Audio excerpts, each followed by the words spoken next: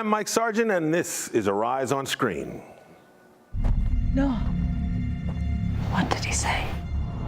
He's going to destroy the world. In a world ravaged by human sin, Noah is given a divine mission. It's one of the most famous stories of the Bible, and now it's finally on the big screen. Starring Russell Crowe and an all-star cast, Noah floods theaters this week. Will it float to the top of the box office? They want to make us out to seem as if, oh, we're criminals. You know, we fill up the jail systems. Why are people afraid of black men? The new documentary, Afraid of Dark, goes on a journey to explore that question. We sit down with Brooklyn-based, award-winning director Mya B to discuss her insightful documentary and find an answer. I was fueled by brothers dying. To be successful, we have to have an army of boycotters willing to do the hard work. The bigger the army, the bigger the success. Chavez dedicated his life to improving the treatment, pay, and working conditions for farm workers. Now, a new movie starring Michael Pena as the Latin American civil rights leader and labor activist shows how Chavez inspired millions of Americans. I want the Latinos and my Mexican people to actually really be proud of it, and then anyone else to be entertained by it. All this and more on Arise on Screen.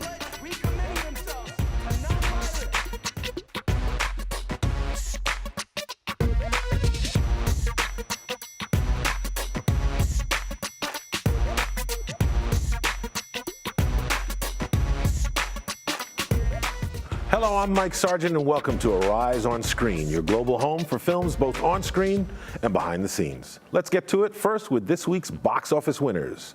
Divergent tops the box office this week, followed by Muppets Most Wanted, Mr. Peabody and Sherman, God's Not Dead, and 300 Rise of an Empire rounds out the number 5 spot.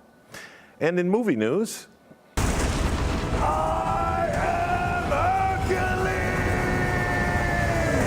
the first look trailer for the epic action film Hercules, starring Dwayne "The Rock" Johnson, helped kick off this year's annual CinemaCon, the annual industry exhibition trade show for theater owners. First look previews of 2014 summer and holiday films included Transformers: Age of Extinction, starring Mark Wahlberg and an all-new cast. Wahlberg predicts it will be the biggest hit of 2014. I don't want your future! Supposed to protect them. Big blockbuster movies and money go hand in hand, but Oscar-nominated director John Singleton wants more. He wants Hollywood to make more room for fringe films and minority filmmakers to be a part of the storytelling process. Speaking as part of an interview for American Masters, Singleton talked about decision makers. If you're doing a story that is African-American themed, you have to have black people on that can give you advice. And I am here today because I am gay. And because... In her first new role since coming out as a lesbian, Oscar-nominated actress Ellen Page of Juno fame is in talks to play John Belushi's wife, Judith Jacklin, opposite Emile Hirsch in Steve Conrad's upcoming biopic, Belushi. Best friends Dan Aykroyd and Belushi starred in The Blues Brothers, and Aykroyd is slated to executive produce the film. A good stripper, make a lot of dough. I'd never take my clothes off for a bunch of dirty old men. That's my girl. And finally, Madonna has a new film project, and it's her third attempt at directing. The first two were W.E. and Filth and Wisdom. Her latest film is an adaptation of Rebecca Walker's novel, A Day, a Love Story, where a young American student falls in love with a young Muslim on an island off the coast of Kenya. Rebecca Walker, daughter of The Color Purple author Alice Walker, will co-produce the film. And in festival news, the Women's International Film and Arts Festival is one of only 2 festivals in southeastern USA specifically dedicated to women. It's held annually during Women's History Month. It's a global and cultural event featuring films, visual performance arts, and artistic expression by women. The 9-year-old fest, which runs from March 26th to the 30th, has become a vital place to explore and discuss issues pertaining to women. Today, I'm joined by film critics Justine Browning.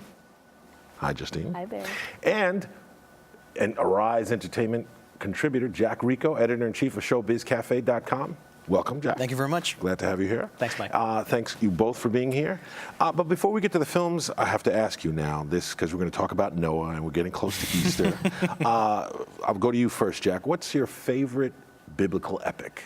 I probably have to say Ben-Hur. You know, growing up, just watching Ben-Hur, just the larger than life scale of what that movie was to me. It was like one of those few movies that really sort of cemented what filmmaking truly was. 11 Oscar nominations. You're talking about one of the greatest films probably in the history of all, you know. And what about you? I can't think of a biblical epic All right, that I favorite enjoy. epic. How about favorite I know, epic? I'm so sorry, I'm racking my brain here. I can only think of a historical epic, Steven Spielberg's Saving Private Ryan. I think you can argue that there's no greater depiction of war on screen than that. Yeah, Well, those that's first 20 interesting. minutes. That's interesting. Well, Yeah, mine especially the first clearly is Ten Commandments. I don't think it gets. Hey, you can't go wrong with You can't go wrong. It's probably the greatest Get more biblical biblical epic. than the Ten No, Commandments. So let it be written. But that does bring up the question. I would never consider Saving Private Ryan an epic. What do you think? What's your definition of an epic? Well, we were talking about this morning, and you were saying that box office plays a large role in that. I think it's just the grandness, the scale of the scope of the production. film. Yeah, Titanic. We were talking about Great Gatsby, the original. Those actually do classify as epics. Wow. Yeah, like in my particular case, I always felt like, an epic, when you start using words like epic, you're almost using words like legendary, sort of in terms of production budget, like something that a studio like MGM is breaking the bank on this film. If this film doesn't give us a profit, we're out of business. I always felt there was something along those lines. Stake. Something at stake, bankable stars, the big, huge production budgets, Well, I could agree with that. All right, well, we will be back. It begins. Noah. It's been called one of the greatest stories ever told, and it's never been made into a feature film until now. The controversial biblical blockbuster, Noah, starring Russell Crowe and directed by Darren Aronofsky, arrives in theaters this week. Will it sink or float? A great flood is coming. We build a vessel to survive the storm. We build an ark. Russell Crowe is back in yet another blockbuster hopeful, Noah. The biblical epic also features Oscar winner Jennifer Connelly, Sir Anthony Hopkins, and Emma Watson from the Harry Potter movies. Before the movie's release, the star-studded cast talked about the film being banned in some parts of the world. It's kind of funny because there's a whole bunch of people that have gone on record now, accusing the movie of things that are just not real. I think different people, different parts of the movie will resonate with different audiences depending on their backgrounds. I think it's really a movie for everyone. Welcome back to Arise on Screen. First of all, I got to say, this movie, I liked Darren Aronofsky. I liked Pi. I liked Black Swan. I love The Wrestler. And I like Black Swan because it's a horror movie without being a horror movie. Right. But Aronofsky, to me, is kind of hit or miss. I thought this movie was good. Now, you liked it a lot more than Justine. No, I didn't like it. I loved it. You loved it. See, you loved it. I'm it. somewhere in between the two of you. Now, talk to me a little bit. Now, you compared this to some other films, and you think that this film really worked for you. Well, the controversy behind it is that, the additions, the contextual imagination and creativity that he added to this. Look, let's be honest about it. The story of Noah is just maybe a few pages in the Bible. So how are you going to possibly create a 2-hour film out of this? You have to add something to it. But from what I understand, he was very faithful to those 3 some odd pages. And then off of that, and based off of that, he decided to kind of just embellish a little bit more on what it was. But I thought that all the additions were enhancements to this great storyline. Look, this is a religious film disguised in a summer blockbuster film. So it's for believers of the Noah story and for the non-believers that haven't really been subjected to that story. Look, I haven't read that story probably in 30 years, so to me it was almost like brand new, it was like fresh, and I thoroughly enjoyed almost all the emotional aspects of the summer blockbuster, sort of visuals, but then it has like this depth and emotion to it that Aronofsky gave the film, and all those little things was things that, for example, Noah and his wife, that family tension from the very, get-go, I was caught up in it. Well, there are a couple things I agree with you, that the idea, the imminent destruction of mankind, it was palpable.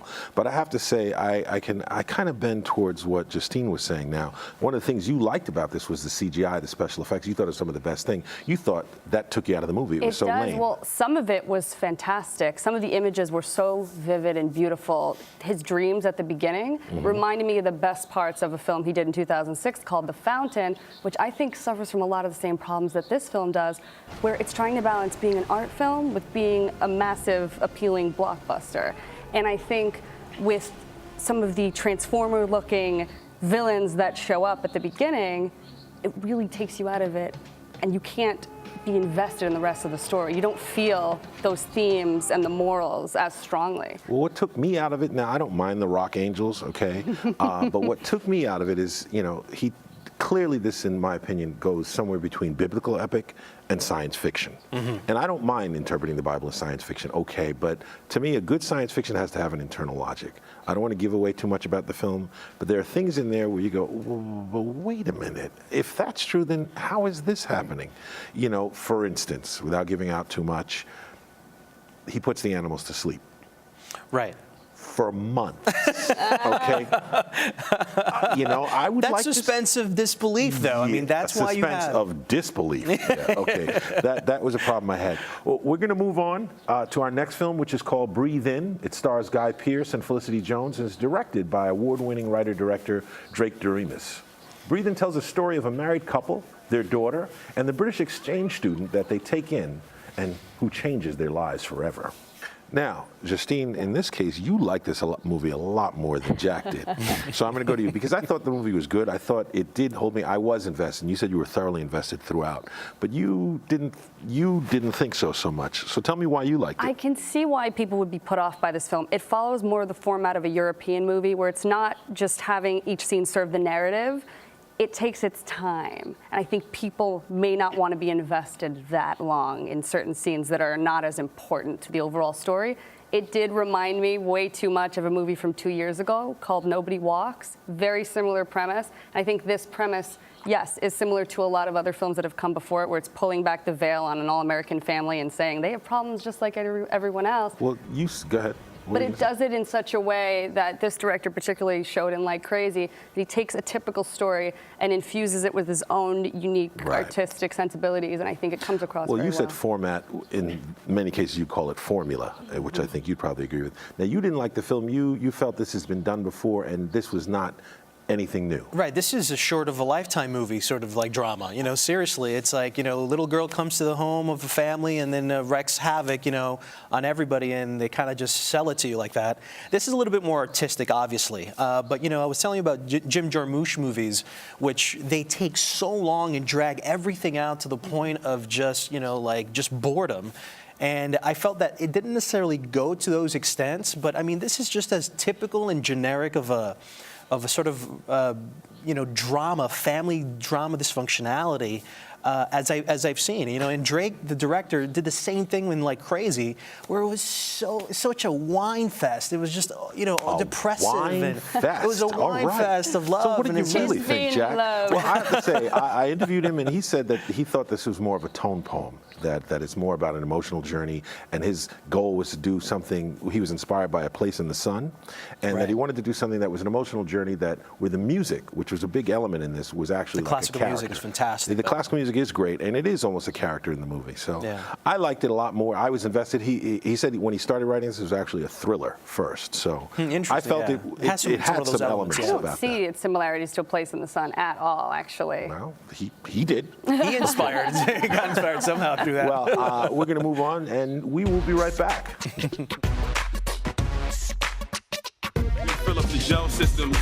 Still to come, we sit down with Mya B, the award-winning director of the documentary Afraid of Dark, to discuss her groundbreaking film, which analyzes the damaging stereotypes and senseless deaths of young black men, here on Arise on Screen.